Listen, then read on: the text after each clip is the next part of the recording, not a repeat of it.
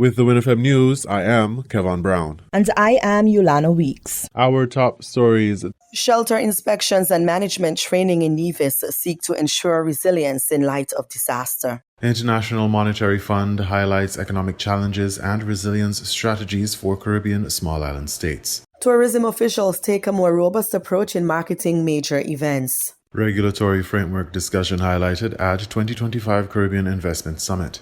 Over 100 arrested for protest-related offenses in Guyana. Adriana Young's father pleads for end to violence. St. Lucia's Deputy Prime Minister dismisses IMF report criticizing tourism data. Internationally, Israel says it carried out strike in defense of Druze in Syria. Now, the details. The significant impacts that disasters can have on shelter necessitate intense discussions and preparation.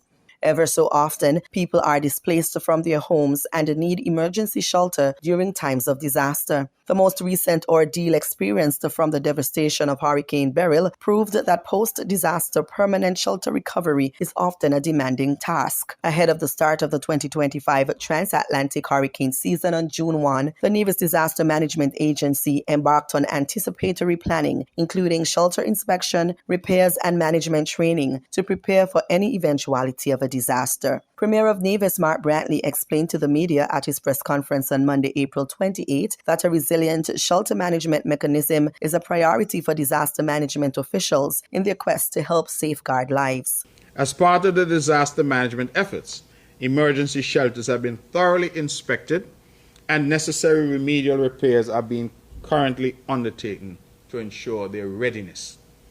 Shelter and management training, we are pleased to announce that shelter and shelter management training has been successfully completed. That was done 24th to 25th April, with 16 individuals receiving comprehensive training.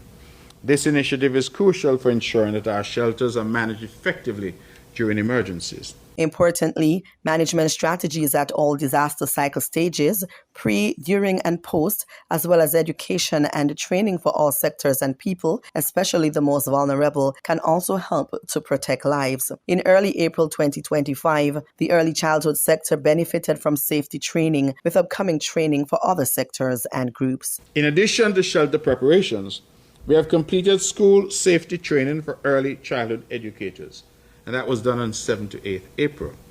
This training aims to enhance the safety protocols in schools, ensuring the well-being of our youngest and most vulnerable citizens during hurricane events. Looking ahead, the Nevis Disaster Management will conduct training for individuals responsible for initial damage assessment and damage assessment needs analysis during the month of May. This training is vital for accurately assessing the impact of hurricanes on the productive and social sectors and determining the necessary responses.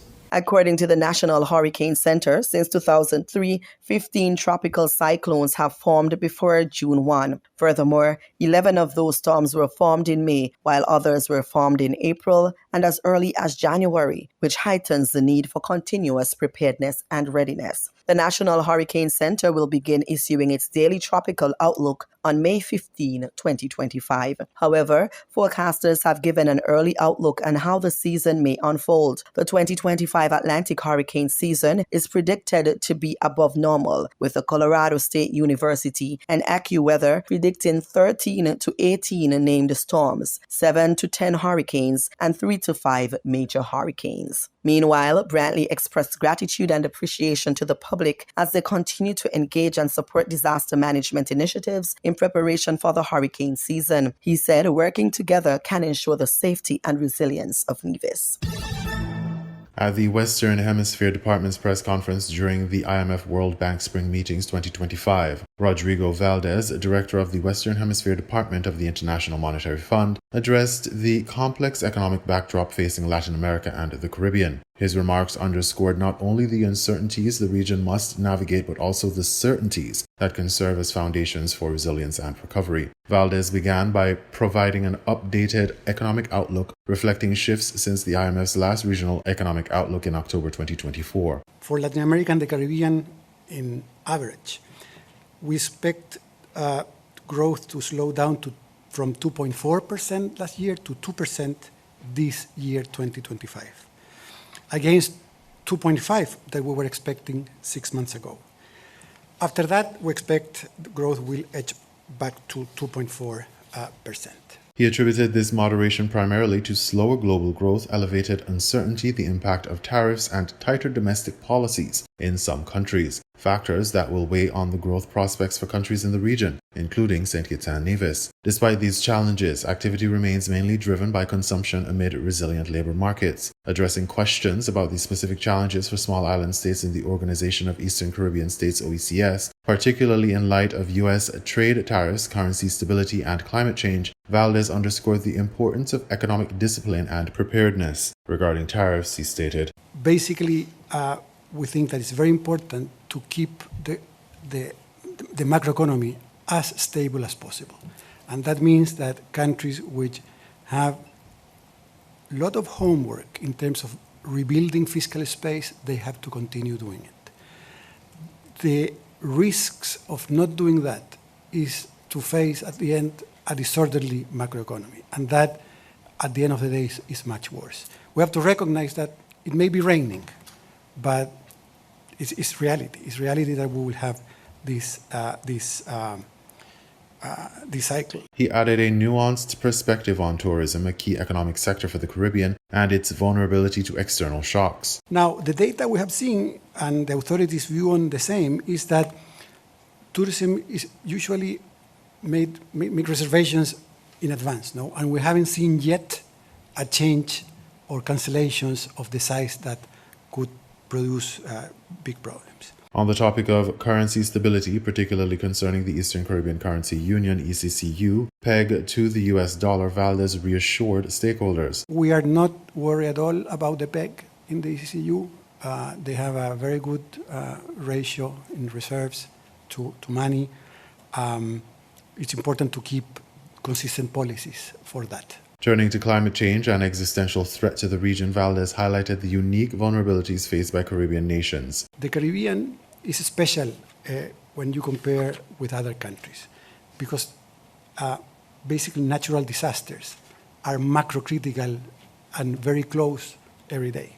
Therefore, it's important to work towards building a structure of financing and infrastructure to be able to basically confront these problems well.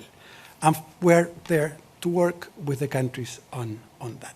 His remarks emphasize a comprehensive approach to safeguarding the Caribbean's economic future and external pressures, from global tariff disruptions to environmental threats. The message is clear: sustained macroeconomic discipline, vigilant management of economic policies, and investment in resilient infrastructure must be prioritized to maintain stability and foster growth. For countries like St. Kitts and Nevis, this will mean navigating complex global currents while capitalizing on the opportunities for building strong, adaptable economies.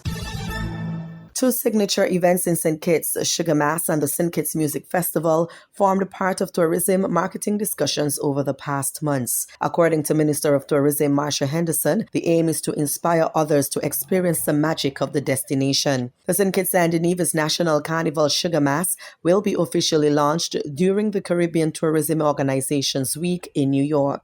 Building on this momentum, the St. Kitts Tourism Authority, in collaboration with the St. Kitts Nevis National Carnival Committee, will further amplify our brand with an official launch of Sugar Mass during the Caribbean Tourism Organization Week in New York City on June 4th, bringing the spirit of home directly to a broader audience. Sugar Mass is slated for December 12, 2025 to January 2, 2026. The national festival is expected to grow in scale and economic value. Meanwhile, the St. Kitts Music Festival, Henderson said, have begun to show signs that it will provide an experience like never before, and equally so, will boost the island's hospitality sector and the economy. This year's music festival promises to be unlike anything we have ever seen before, taking place from June 26th to June 28th at the Warner Park Cricket Stadium. This excitement is already building, and we know many of you have begun making your plans. While we have heard the concerns shared, I want to assure you that the government remains fully committed to delivering a festival that not only meets but exceeds expectations from previous years. And we want to keep that momentum going. Preceding the St. Kitts Music Festival weekend, wheel-liming activities and karaoke are expected to set the tone for the three-night affair. Henderson stated that hotels have reported an increase in bookings for the music festival weekend, indicating that the event continues to attract large numbers of visitors. The new St. Kitts Nevis Diaspora campaign, to be launched in May, will further enhance marketing efforts for the St. Kitts Music Festival, Sugar Mass, and other major events throughout the year. This initiative will also serve as an invitation for citizens living abroad and their friends to travel to the destination to experience fun and good vibes. The 2025 Caribbean Investment Summit, CIS25, featured a series of pivotal discussions centered on the regulatory framework governing citizenship by investment programs across the Eastern Caribbean region. Central to these talks was the anticipated rollout of a regional regulatory body meant to unify and strengthen oversight within the CBI industry. His Excellency Executive Chairman of the St. Kitts and Nevis Citizenship by Investment Unit, CIU, Calvin St. Just, provided a comprehensive outline of the sessions concerning the regulatory framework. He emphasized the spirit of openness and transparency driving these conversations among regional leaders and stakeholders. I also echo the same sentiments of the integral and important aspect of these programs, and most importantly, obviously, to St. Kitts and Nevis, to all the region. We had a very robust discussion. I think everyone clearly demonstrated around their openness. I think it was, if I may use the word, it was definitely a level of transparency.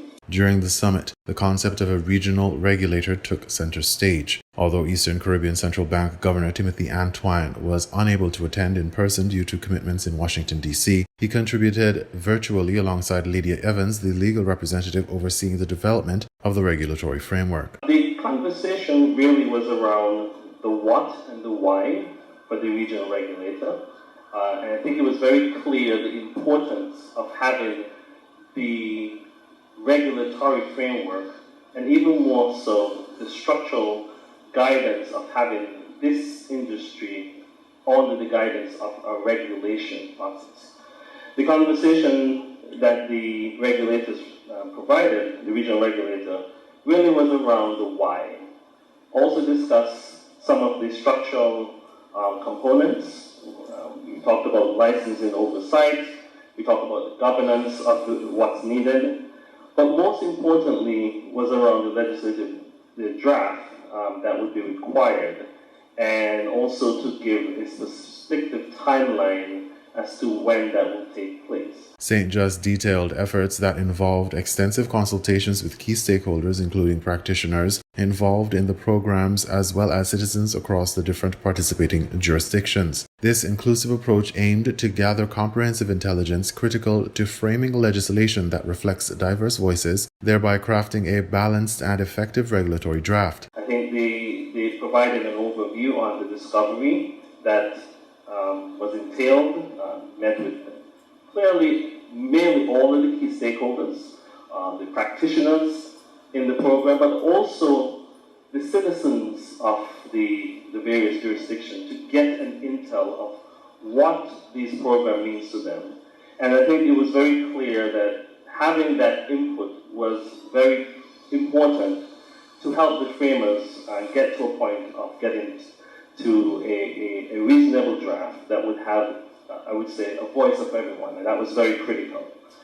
The timeline provided in terms of getting a draft by May, and with a final by July, and looking to have it enacted by end of 2025.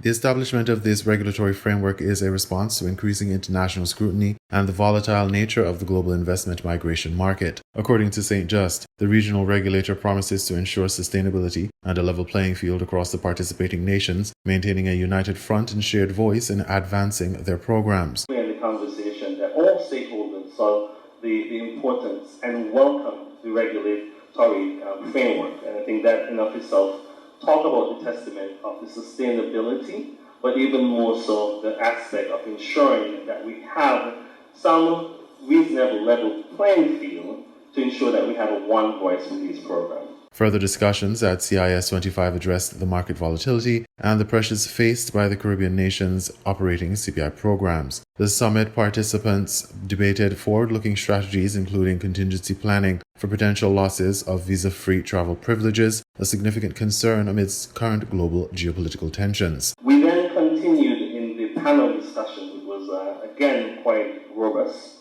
and the conversation really centered around the volatility and the pressure from the international market. It is very clear that there's significant changes that has occurred, and conversations specifically pose, I would say, a perspective on the interest of applicants now into these programs. We also had discussions around the what if, and the what if in terms of the risk management. If we were to lose visa-free access, what is the plan? What is the now plan B for these programs with all the various pressures and all the concerns we had?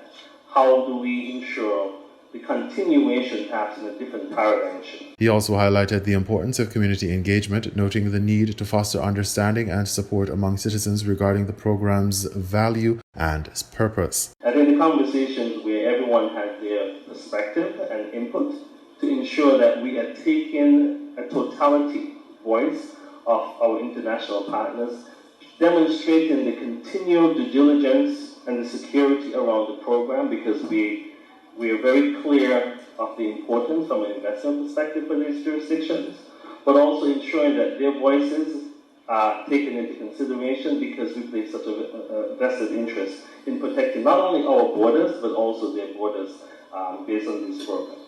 I think we also had conversation around the community engagement. One of the things we've heard from the regional regulators part of the discovery is the citizens of these countries, what is their perspective and their perception of these programs in terms of, do they understand the value proposition? Do they understand the importance? And ensuring that there's an education element that we, in terms of practitioners, can continue to support in these programs. St. Just concluded by underscoring the evolving nature of the investment migration industry, stressing the vital need for agility and continuous dialogue to navigate ongoing challenges and change. And I think lastly, what was very clear in what we discussed this morning was, and I think everyone sort of in the same harmony, this industry has changed, and this industry continues to change, and we have to be agile, and we have to be ready to pivot at a moment's notice. And it's important that there's continual dialogue and continual discussions around the table, because the volatility is so great from various perspectives that we must have these dialogue in a continuous moment, not just at moments where there is some type of turbulence. The 2025 Caribbean Investment Summit provided a critical platform for regional governments, regulatory authorities, and industry stakeholders to collaborate on shaping a legally sound and sustainable future for citizenship by investment programs, positioning the Caribbean as a unified and responsible player in the global investment migration landscape. In regional news, over 100 arrested for protest-related offenses in Guyana. Adriana Young's father pleads for end to violence. News Source Guyana reports. The Guyana Police Force said the joint services have been able to normalize the situation in Georgetown and various parts of the country, following fiery protests and a number of cases of robberies and looting of stores. In a statement, the police force said the joint services patrols will continue to maintain a strong presence in the regions to ensure law and order. According to the police, over the past 24 hours, more than 100 persons have been arrested for various offenses, including robbery on the arms, and a total of 37 motorcycles which were used to perpetrate crimes were also seized, the police said. Charges will be laid against those in custody soon, and wanted bulletins have been posted for several others for inciting public terror. The situation in Georgetown and other parts of the country exploded last evening, with debris and tires being set on fire in the roads. The police said in 2 of those robbery incidents, 2 suspects were shot dead. One of them was known to law enforcement, having been arrested previously on a robbery charge. In the city, several businesses kept their doors closed, including the malls and megastores. Other businesses shut their stores early. The father of 11-year-old Adriana Young, who was found dead in the pool of the Doubleday Hotel at Tushin, is pleading for peace and an end to violence in the wake of widespread fiery protests after the results of her post-mortem examination revealed that she died by drowning. The father, Sir Brian Young, in a social media post, said the family was told that his daughter died by drowning, but that other tests will be done on samples taken from her lungs. He said his daughter was not a violent person and would not have approved of the acts of violence taking place as part of the protests in her name. On Monday, Adriana Young's body underwent more than 4 hours of medical examination as part of an autopsy. The father said that was one of the most difficult days in his life as he sat and waited for the post-mortem results, which he was told revealed that she died by drowning. Yes. The daughter is young yet, and the daughter had a lot of water in her lungs, and I had to send it out to some way to get tested, and I don't know when it will coming back, and when it's coming back. When I hear anything else there, I gotta lose my mind, like, to be honest, but... Little Adriana was reported missing at the Doubleday Hotel in Tushin last Wednesday while on an outing with her family. She was reported missing the same day, and the family said several searches of the pool at the hotel came up empty-handed. However, the police issued a statement claiming that a young girl was captured on camera leaving the hotel in a car. That police statement turned out to be false, triggering protests outside the hotel and calls for a full sweep of the property.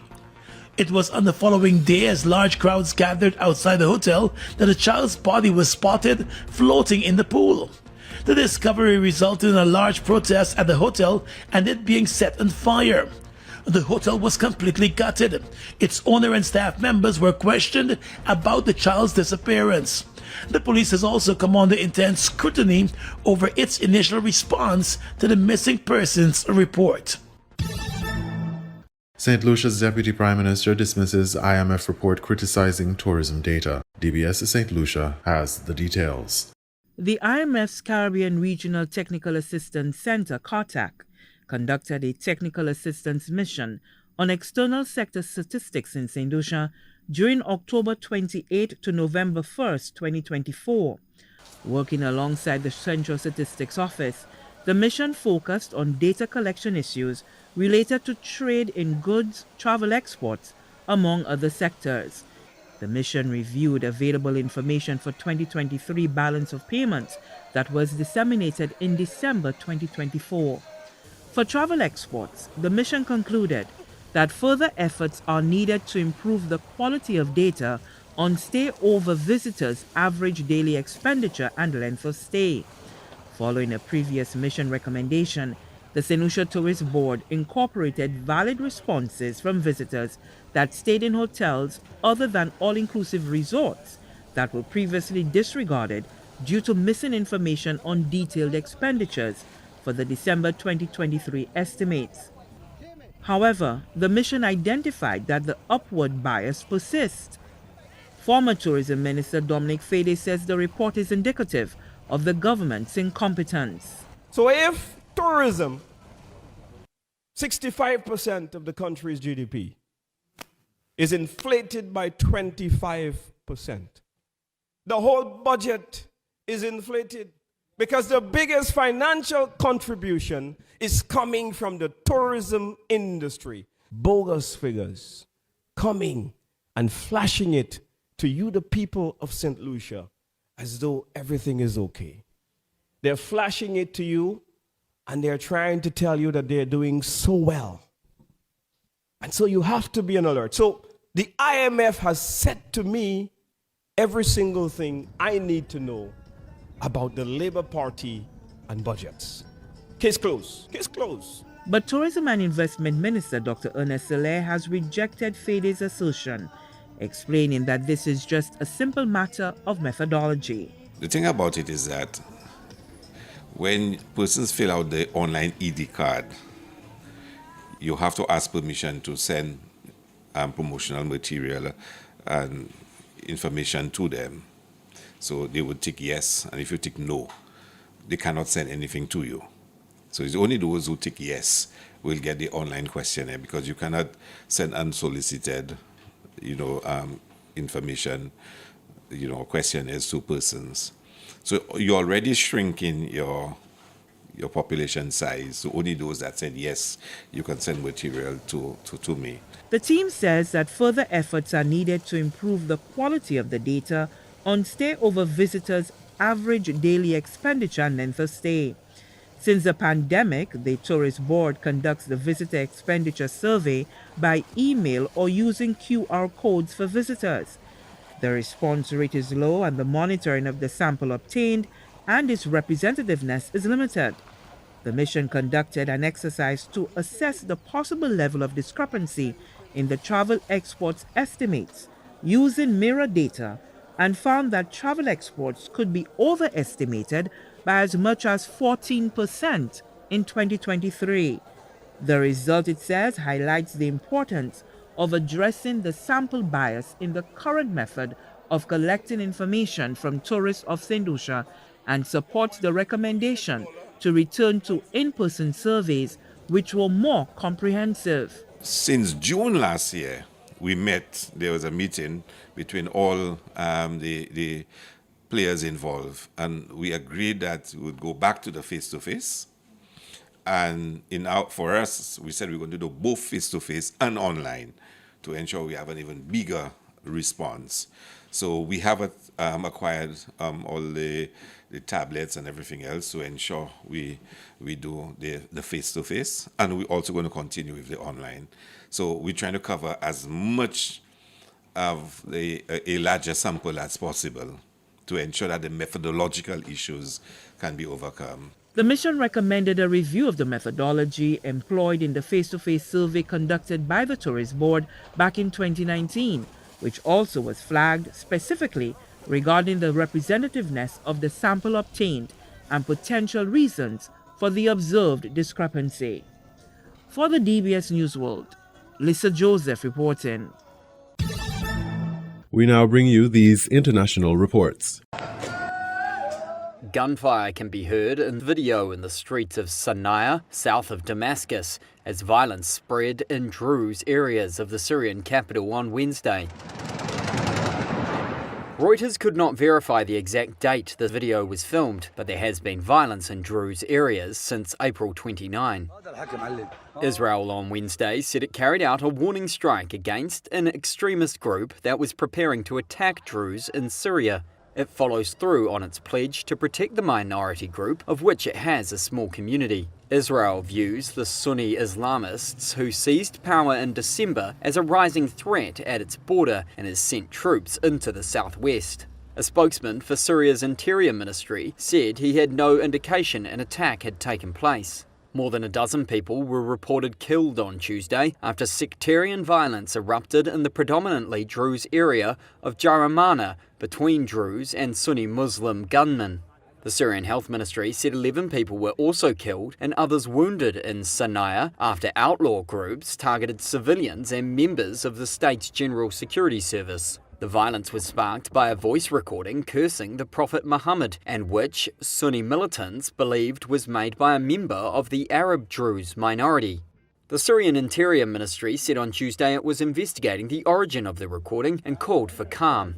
The Druze adhere to a faith that is an offshoot of Islam and have followers in Syria, Lebanon and Israel. The new Islamist-led leadership in Damascus has called for all arms to fall under their authority, but Druze fighters have resisted, saying Damascus has failed to guarantee their protection from hostile militants. The violence has hardened fears among Syrian minorities about the governing Islamists, despite interim President Ahmed al-Shaara's repeated promises of inclusive governance. The Israeli government reiterated its pledge to defend Syrian Druze in March after the killing of hundreds of minority Alawites in western Syria. The bloodshed was sparked by deadly attacks on government security forces and blamed by Islamist authorities on forces loyal to ousted former President Bashar al-Assad. In a blow to President Trump, the US economy shrank in his first 3 months in office. American gross domestic product, a measure of all the goods and services in the economy, dropped by 0.3% from January to March, a sharp fall after growth of 2.4% in the previous quarter. Well, President Trump has blamed his predecessor Joe Biden and said the downturn was nothing to do with his controversial policy on tariffs. Let's go to our North America editor, Sarah Smith, at the White House. And Sarah, how damaging do you think these figures are for the Trump administration? Well, it goes right to the core of the biggest reason why Donald Trump was elected, when he promised to fix the economy and reduce inflation. And since then, the cost of living hasn't really fallen significantly. And now we see these numbers saying that the economy is, in fact, contracting. So it goes against what he promised to do. And Donald Trump did return to the White House on the 20th of January. These figures cover January, February, March. But he says they're not his fault at all. So he's trying to blame it all on his predecessor. You probably saw some numbers today. And I have to start off by saying that's Biden. That's not Trump, because we came in on January, this is the quarterly numbers, and we came in and I was very against everything that Biden was doing in terms of the economy, destroying our country in so many ways. Now, of course, the biggest move on the economy that Donald Trump has made is introducing those very high trade tariffs, which he did at the start of April. But they have affected these numbers because there was a huge surge of imports into America from families and businesses that were trying to import foreign-made goods before the tariff regime kicked in. So that has affected the figures somewhat. But we will need to wait until the next quarter to see exactly what impact having imposed those high import taxes is going to have on the American economy. Meanwhile, the United States and Ukraine are close to finally signing a deal on mineral resources. It would see the two countries jointly develop Ukraine's mineral wealth. President Trump says it will be money back for all the aid that America has given Ukraine in its war with Russia.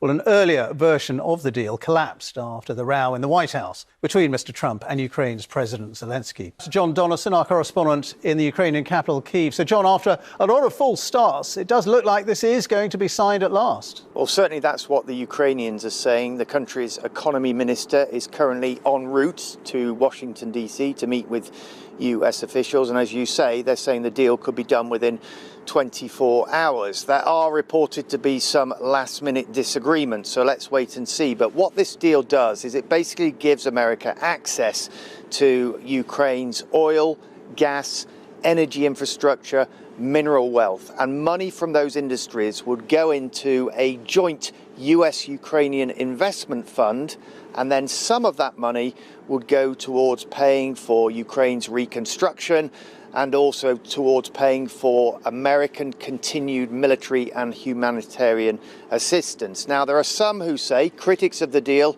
who say it amounts to the US extorting Ukraine, but I think the Ukrainian government has made the calculation that if America has a bigger stake in the country, it could improve relations and push America to get a better deal in the more important deal for Ukraine, which is, of course, ending the war with Russia. And those peace talks are ongoing. Donald Trump wants the world to see his aggressive efforts to arrest migrants in the country's interior. His government says it's deported an average of more than 1,300 people a day. That includes 3 planes full of Venezuelan men accused by the U.S. of being gang members and sent to a notorious prison in El Salvador in March. The partner of 41-year-old Elder Torres Herrera says he entered the U.S. legally through a UN refugee program that confirmed he had no criminal record and put him on a plane to Houston. But after landing, he was still arrested by ICE, apparently because of a tattoo. He isn't in any gang. The International Organization for Migration brought him because they knew he isn't a criminal. Torres Herrera was among the 238 men deported to El Salvador's prison for terrorists, where Human Rights Watch has voiced concerns of abuse. That's also where Kilmar Abrego Garcia was deported to. The U.S. government would later admit his deportation was a mistake because a judge had determined his life would be in danger in El Salvador. The U.S. Supreme Court says the deportation of Abrego Garcia was illegal and has ordered the government to facilitate his return to the U.S. There's little evidence that's happening, though.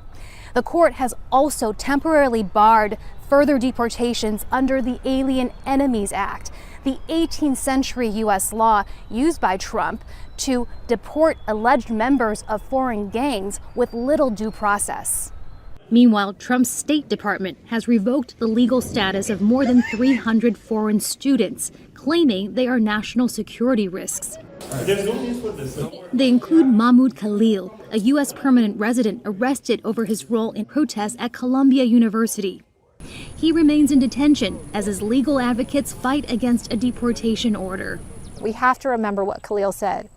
He stands behind bars with hundreds of people who have not seen their day in court. I won an election based on the fact that we get them out. 100 days in, Trump says his government is doing what he calls an amazing job. Heidi Jo Castro, Al Jazeera, Washington. You were listening to the WINN FM 98.9 newscast. Our top stories were: shelter inspections and management training in Nevis seek to ensure resilience in light of disaster. International Monetary Fund highlights economic challenges and resilience strategies for Caribbean small island states. Tourism officials take a more robust approach in marketing major events. Regulatory framework discussion highlighted at 2025 Caribbean Investment Summit.